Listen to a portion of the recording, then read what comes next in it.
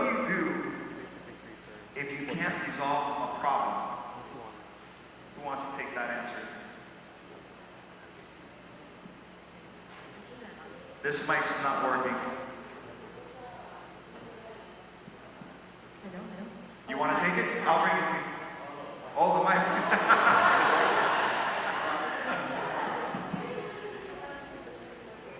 Huh? For me, one thing that we do, or we try to do, Rosie and I, is to not talk about it and to pray for a while and to see if we can let it go for a while until we can come back with a new attitude, until God changes our attitude.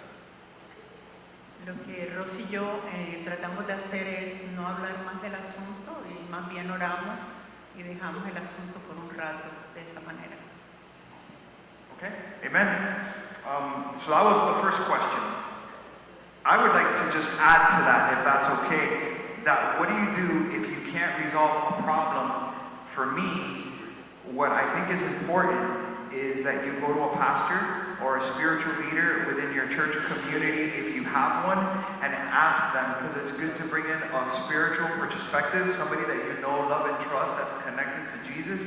Don't be afraid to go to a pastor or someone that you know is going to give you godly advice, because if you hold that in and you can't resolve and you guys are butting heads and you get to a dead end, then what ends up happening is it's an unresolved problem, and it's going to resurface, and it's going to grow bitterness in your heart, and it's going to cause major conflict in your marriage over time. So this pastor, it's important that you do that. And then another thing is, husbands, do not get angry when your wife goes and seeks help. A lot of times men get upset. Why did you go to the pastor? Now he's going to think of me as this and I'm that. And the husbands get really upset because the wife called the pastor's wife or one of the leaders, the wives, and then the husbands get upset because the men, us men, if we're going to be real talk, man to man, we want everybody to think that everything's under control in our house. We want everybody to think that we got this, we got everything covered, and we don't want anybody to think that we have any type of conflict in our home. And that's arrogance, that's pride, and that'll destroy your marriage. The fact that she went for help in the first place is throwing you a lifeline and trying to save your marriage. So embrace that and let that take place. So I just wanted to add that. Next question. Let's see here. What conversations should couples have that most avoid?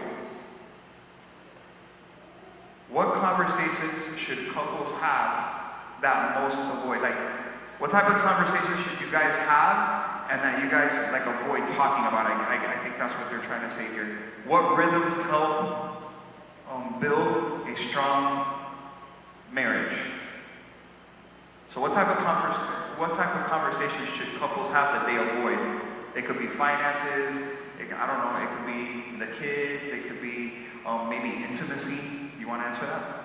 Okay. So what's helped us out, in those difficult situations, what helped me out, which helps out the relationship, has been simply understanding that we're going to go into a minefield, and I need to go in like equipped with extra patience, because knowing that at any time you can step on one of those landmines and things will blow up. But I've also learned that it's very, very important to go ahead and have those conversations. One of the things that we've learned in our Bible studies is, in the last couple of years, is that Jesus was never afraid to confront the truth. No matter how difficult the question may be, he would go ahead and answer and hit people right between the eyes. But always, if you really, really look and study, he always spoke to his disciples, for the most part, with a lot of love, a lot of patience, and understanding that they just didn't know, right? They were ignorant of certain things, and that's why they were asking. So when we've had conversations, that we've known that needed to be had, I've always gone ahead, prayed before, and myself with an awful lot of patience, especially knowing myself that sometimes, you know, she may go ahead and touch a raw nerve at times, right? And I have to go ahead and keep my cool and treat her and cover her with a lot of patience, love, and understanding. Amen, amen. Good answer. Next question. So this is kind of a long question, but I'm going to summarize the question in my own words for sake of time. And the question is, what happens if intimacy in your marriage kind of slows down and, you know, over time, and how do you bring that back to the table? So that's a question that's a little personal, but it is a marriage question, and I think that it could happen. It's life, you know, maybe the kids come, things happen, schedules, conflicting schedules, maybe you're at odds with each other. So there's a lot of reasons why something like that, or it could be a health reason. There's a lot of reasons why that can take place in a marriage. So if anybody wants to take that, how do you bring intimacy back into your marriage if it has slowed down? I'll take it. I'll answer. I was hoping, boy, I was like ready. Look, I think the first thing to do is to have a discussion amongst each other and discuss why do you think the reason is, why do you think intimacy in our relationship has slowed down? But the first thing that I want you to know is that, and it's not to talk about our book, but what we've learned and we teach is that intimacy, the word intimacy, when you hear that word, you think of sex. And I think that intimacy is far much more than sex. It's a relationship, it's friendship, it's communication, and intimacy to me starts in the kitchen. It starts over dinner, and that's how intimacy thrives. If you guys are connected at a spiritual level and you're connected as friendship and you become each other's best friend and you laugh together, you cry together, and you talk about things with one another, your concerns, your fears. Therefore, if you do that and you're able to connect that way, your intimacy level in your relationship, in your marriage is going to thrive at levels that you never even thought were possible. I'm talking about sexual intimacy right now, right? We're all adults in this room. And so I'm just letting you know that's true, that's biblical, and that's one way you could bring that back to the table. Amen? I hope that answered the question.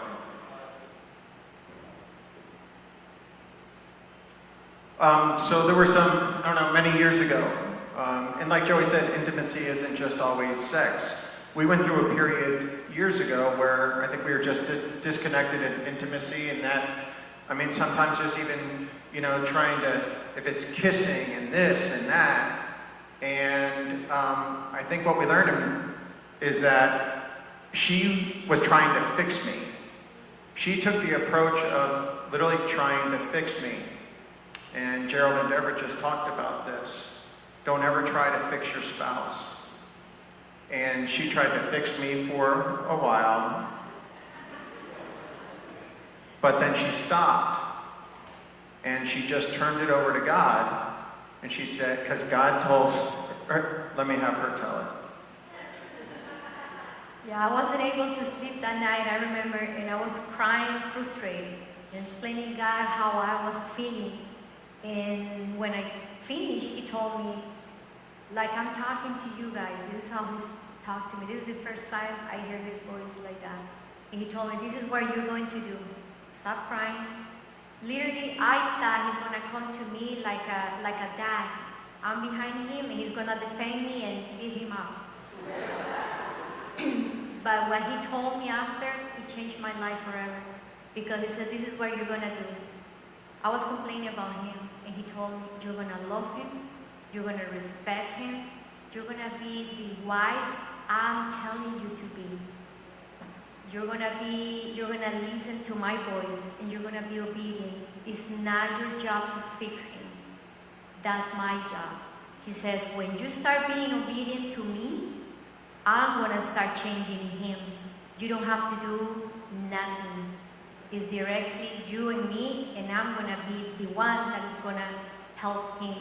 And I started doing that. I told him, like, every day wasn't easy, but he told me, like, the Bible verse says, I'm gonna hold you with my right hand. That's what he did. Every single day he told me, here we go. And he taught me how to do it. And I started doing it. and he started changing. I'll just end with this. God said, you do your job, I'll do my job. And she wasn't going to mention this, but she wrote about this in a book.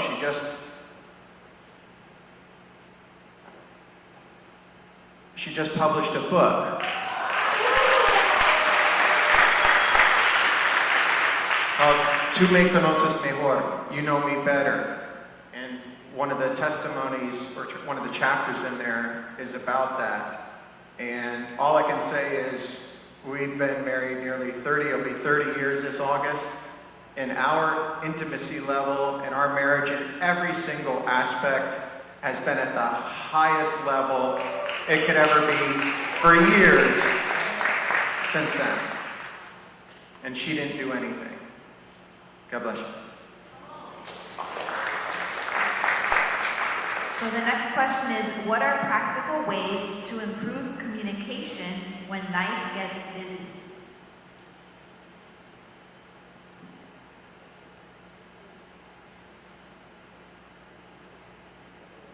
When life gets busy, life is always busy. So communication issues because of busy is an excuse.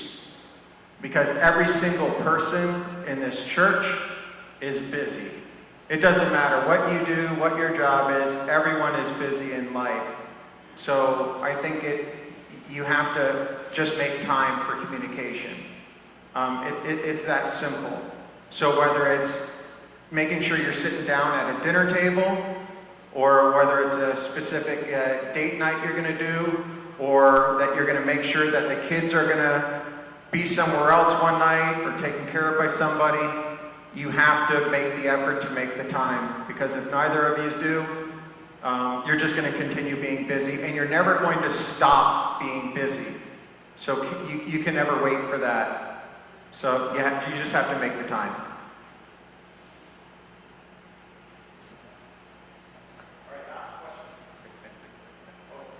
Yeah, if I could add. Will's absolutely 110,000% correct. You know, so we'll have certain, days during the week that, Tuesday we got this, Wednesday we got that, Thursday we got this, right? And there's always something, there will always be something. And then sometimes, it's been several days, and we still got a few more days of activity in the evening that is not going to allow us. And I learned to look a little bit forward and say, okay, today's Wednesday night, Thursday night, Friday night but Saturday we're free. And I'll tell her, I say, hey, listen, after I get out of work on Saturday, let's go ahead and do this. And men take charge and set up a date night. Go ahead, call the restaurant, set an appointment, whatever, right? Reservation. It doesn't have to be that, or you could just go ahead and plan an evening at home. You're going to go ahead and pick up some food, whatever the case is. Let's watch a movie together. I saw this, and look for the movie, but be intentional about setting a particular time and a particular event. A very busy mom of, how many kids did she have? Like 5 kids, just told me this week that in order to catch up with her husband, she got in the car with him just to go to all his stops, all his work job site stops, and that's how they caught up. I remember doing that with Joey when the kids were little. He would visit customers and I just ride along, and we got to talk. So do what you gotta do. What if, this is a very common question actually. What if only one of you, the husband or the wife, are on your walk with Jesus, or one of you is farther along than the other?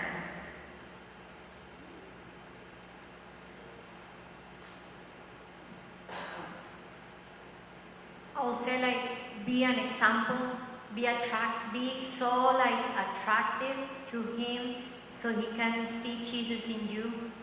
So what you have, he wants it, and pray for him, bless him, or pray for her and bless her. But be an example. Don't judge. Don't let them run from you because they don't like what you have. Be attractive. So they say what she has or what he has, I want.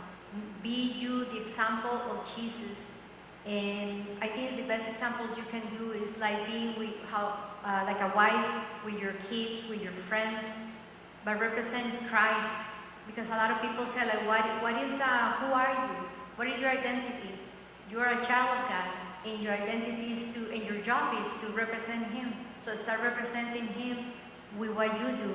So what He sees or what she sees makes him wants to come like you are. And I'll just add real quick, just so you guys know, when we got married, she was already a Christian. So if you were here last night and you saw a picture up there, that was 30 years ago. She was 20 and I was 25. She was a Christian. I was the furthest thing from a Christian that you could ever imagine at that point, honestly. So if there's couples here where one is way behind the other or lagging, I'll say what I said last night.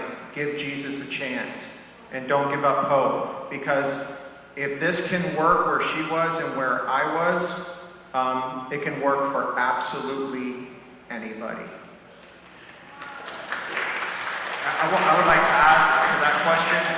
If you're the Christian spouse and your husband or wife is far from God or doesn't want to, receive the Lord or whatever, the last thing you want to do is shove it down their throats.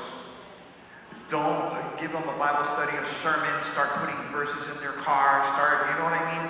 Because then that right there is not going to work. You don't want to be aggressive. I've seen that before with couples, and you're just going to drive them further away. It's your testimony, the way you behave, the way you speak, the way you live your life, the way you love, which we just heard in the previous teaching. That's going to win over your spouse to the things of the Lord, because the power of God's testimony in you is attractive, and then they're going to want what you have because you're modeling the character of Christ in your life.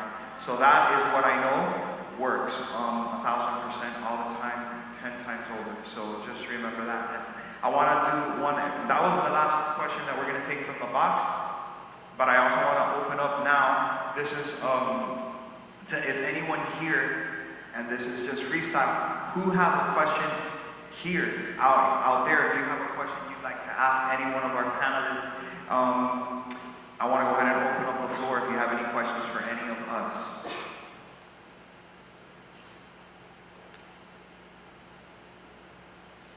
Everybody's shaking up here like, oh my gosh. Natalie, you can just say it from there.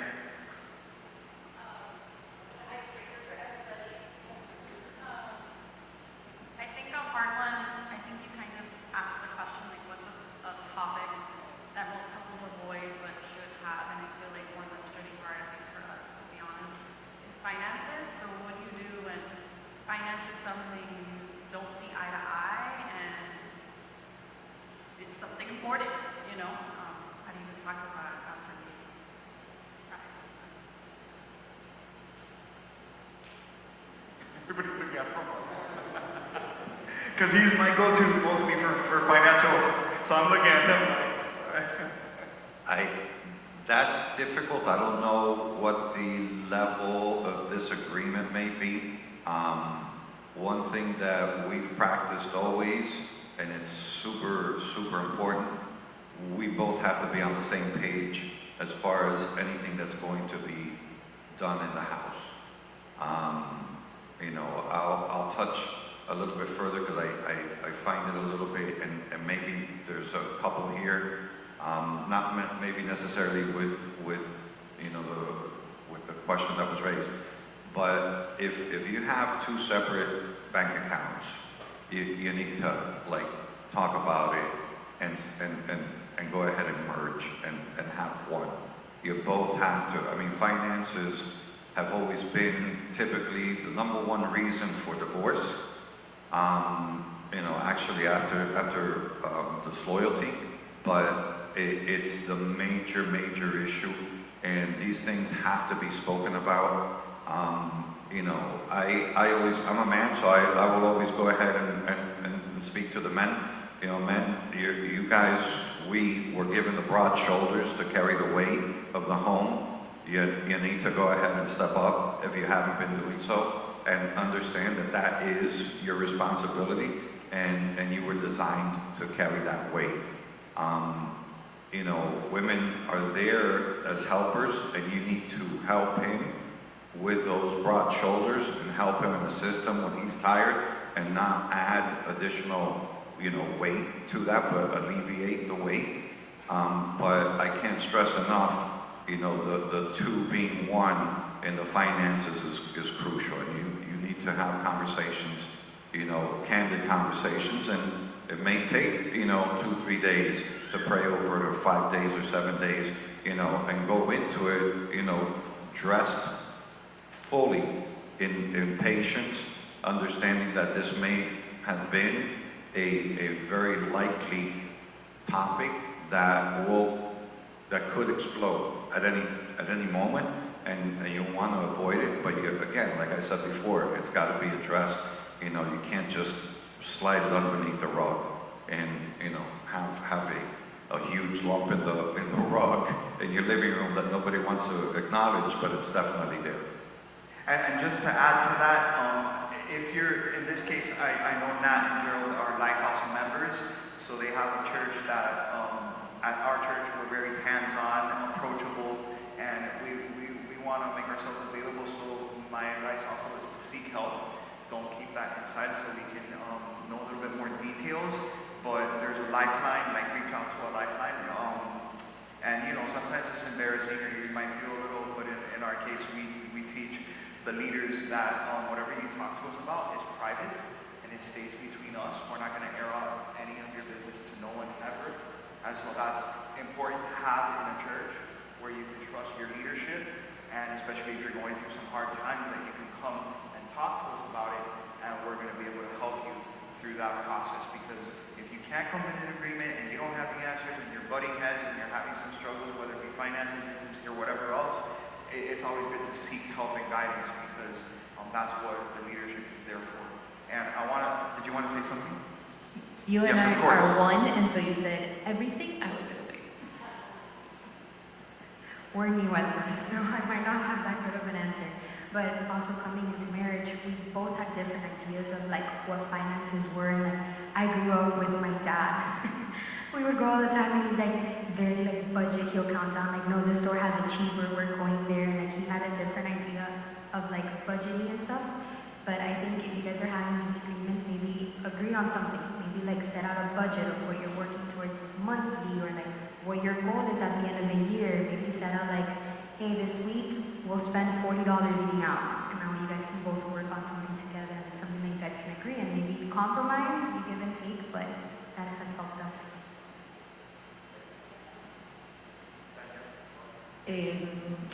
Sometimes, I was raised by a person who was very, conservative, so I'm the same way. But sometimes I believe that, and he's very generous. He's super, super generous, and to the point that sometimes okay, go spend the money, please spend. Let me buy you something, because I'm very conservative. But I sometimes see that.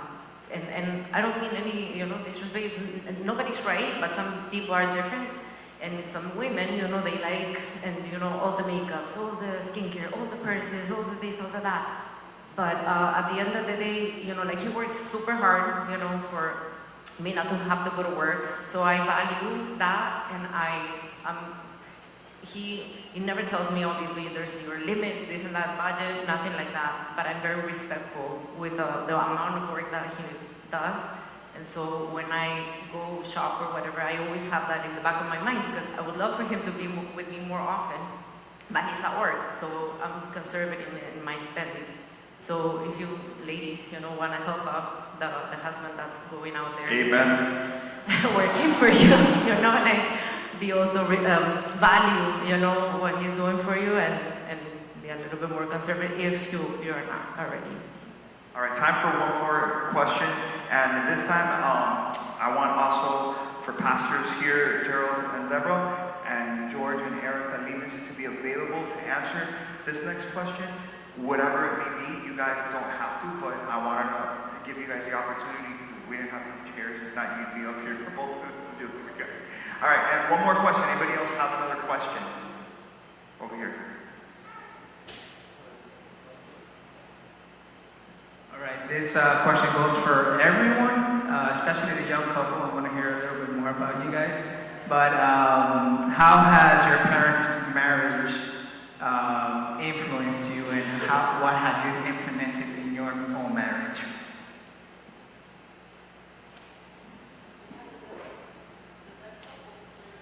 I think that if I may, I think that question is coming from a place of you have children of your own and you want to know how that happens. Yeah, that's a great question. So it's actually funny that you asked that, because we're actually the next section right now where it's literally called What We Saw and What We Chose, right? So it's a great segue into what we're going at, but I guess I'll say my intro now. Leading into that, basically we had amazing examples. Me personally growing up in my family with, literally marriage counselors in my house, and just other people in the church and like close families that we've done life with, and we've been able to see what these marriages do and what the secret is to be successful, right? And obviously, like Deborah and Gerald, you guys were saying exactly like all of our points. Exactly what we're going to be talking about. But number one is Jesus at the center. But to answer your question specifically, what my parents were in front of everybody, like at the marriage conferences and at church and at family get-togethers, versus what they were like when it was just us at home after a late night coming home from practice where everybody's hungry, tired, there's a disagreement in the car. Seeing how my parents would react in the tough times, and seeing how they would actually practice what they preached, not in a religious or robotic way, but it was genuinely in their heart. And seeing that as a kid, right, it's, wow, mom and dad are actually like doing it different, right? Mom and dad are practicing what they preach, right? They're not perfect, they stumble, they mess up, but they never went to sleep on their anger. They were always quick to forgive, quick to resolve. Even when I know all his flaws, I know all of her flaws, right? Because I grew up watching it, right? My parents are not perfect, but they love God with everything that they have. And that translated 1,000% into their marriage. So seeing that and seeing the result that they got with their finances, with their love for each other. I mean, I grew up in the house as a teenager, seeing them flirt, like, oh my gosh, stop, right? It was actually very annoying. You can ask me and my sister. But now being married, I'm like, wow, it was such a blessing that I got to see that my parents, they weren't just roommates, right? They loved each other, right? They it didn't matter if they were in their 20s, 30s, 40s, right? 50s now. They're still acting like they just met the other day, and they're still flirting, talking to each other, going out on dates, saying, hey, you guys stay home alone, we're gonna be gone for a weekend. I'm like, where are you guys going? Don't worry about it. All right. I guess it means we have to figure out what we're gonna eat. No, but in all seriousness, it was real. I would say having a genuine relationship with Jesus at the center. That was like the biggest thing, which we just imitated that. And we're gonna get into a couple more points that we talked about. If you have anything to add. Okay. Amen. All right, let's give the Lord a hand for our